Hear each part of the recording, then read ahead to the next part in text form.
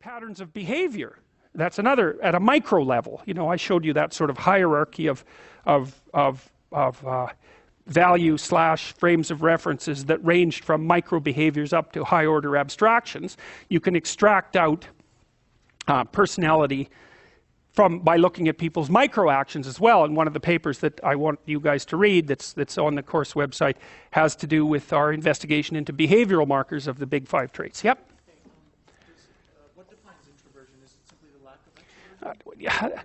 Maybe.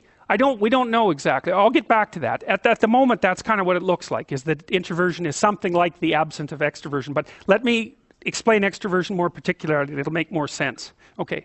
All right. So you can think about them as stable motivations. So for example, people who are high in agreeableness, I can generally tell people who are high in agreeableness when they come into my clinical practice and I start asking them about their biography. Because my experience has been that people who are agreeable will tell you their biography defined by relationships they've had over their life. So agreeable people are high in compassion and high in politeness. It looks like the maternal dimension. It looks like the pair bonding dimension, something like that. And so agreeable people tend to characterize their lives in terms of the intimate relationships they've had. And so those are also people who would value an intimate relationship over anything else, if agreeableness is the uppermost trait that characterizes their personality. Then, well, systems of values, we already talked about that a little bit.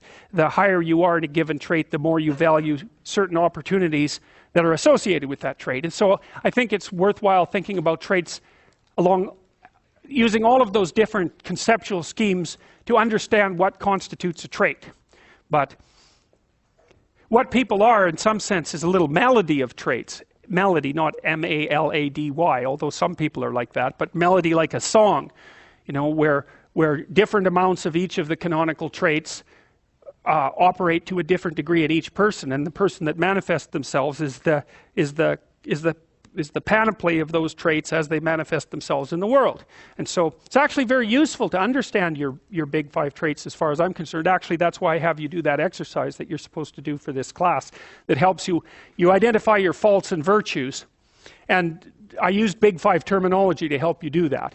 So part of the reason it's useful to know what your traits are is because it can help you figure out how you should orient your life. Like, so for example, if you're high in extroversion, you know, you've got a proclivity towards sales, for example, and you're going to like occupations where you have a lot of opportunity for social interactions and social networking. You're not going to be happy if your job requires you to sit alone for extended periods of time and work in the absence of social interaction. You're going to be one of those annoying people then in one of those offices that instead of sitting alone in their office is going from doorway to doorway, engaging everyone in conversation, right?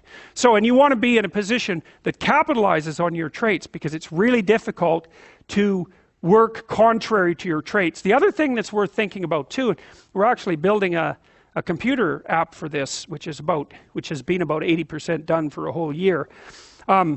We've got a hypothesis that we're still working out that's supported to some degree by the relevant literature. So imagine that you're looking for a stable partner, right? So you might think, well, what do you want in a stable partner?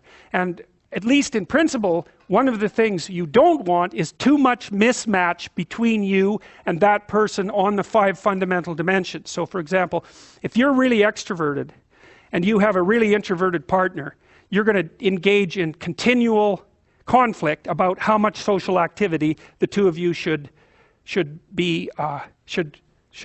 subject yourself to.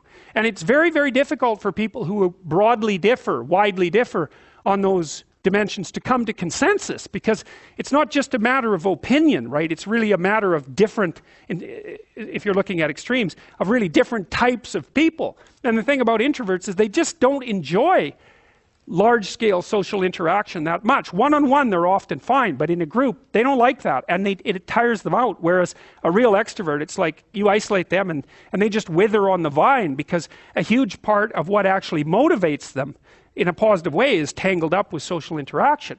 And so if you're an agreeable person and you have a particularly disagreeable partner, you're also going to run into problems, because the agreeable person will say whatever you want, whenever, and the disagreeable person will say, well, I'd like to know what the hell you want for a change, and be much more harsh and much more demanding in the situation. And the agreeable person is going to find the disagreeable person harsh and unpleasant, and the disagreeable person is going to find the agreeable person wishy-washy and unable to stand up for themselves. And again, that's actually one of the primary sources of tension between men and women, because women tend to be higher in agreeableness than men.